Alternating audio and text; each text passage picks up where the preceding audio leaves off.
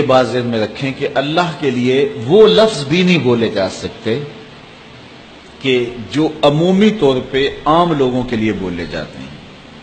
جس طرح ہمارے ہاں بڑوں کے لیے صاحب کا لفظ بولا جاتا ہے، تو جو ہے وہ اللہ صاحب نہیں کہا جائے گا، چونکہ صاحب عزت کا لفظ تو ہے لیکن مخلوق کے لیے مستعمل ہے، تو اللہ کے لیے اللہ صاحب نہیں کہا جائے گا.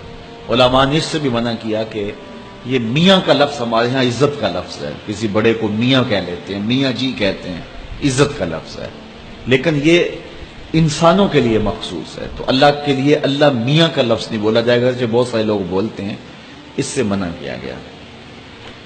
علماء نے کہا کہ بہتر یہ ہے اس کے لیے واحد کا صیغہ بولا جائے، اللہ فرماتا ہے، اللہ کہتا ہے، اللہ ارشاد کرتا ہے. لیکن اگر تکریم کے لیے کبھی جمع کا صیغہ بولا جائے تو قرآن مجید سے جو ہے یہ بھی ثابت ہے.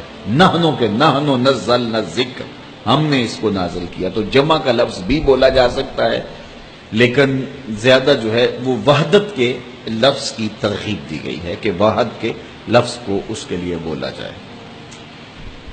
حضور علیہ الصلوۃ والسلام کے حوالے سے کوئی متبذل لفظ نہ بولا جائے.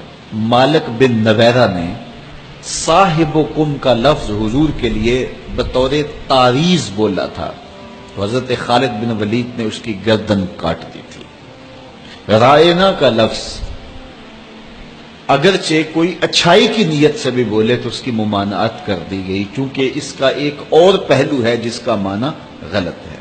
اس لیے اللہ کے محبوب علیہ السلام کے لیے جب بھی بات کرنی ہے تو لفظوں کو بھی تراشنا پڑے گا، وہاں دھلے ہوئے لفظ پیش کریں، لفظوں کو غسل ہوا ہو، پاکیزہ فکر ہو، پاکیزہ خیال ہو، اور شستہ تراکیب ہوں، اور خوبصورت لفظ ہوں، بازاری لفظ نہ ہو، ادب کے سانچے میں ڈلے ہوئے لفظ ہوں. وہاں تو لفظوں کا بھی انتخاب کرنا پڑتا ہے، وہ اتنی نازک اور حساس بارگاہ ہے. لے سانس بھی آہستہ کہ دربار نبی ہے.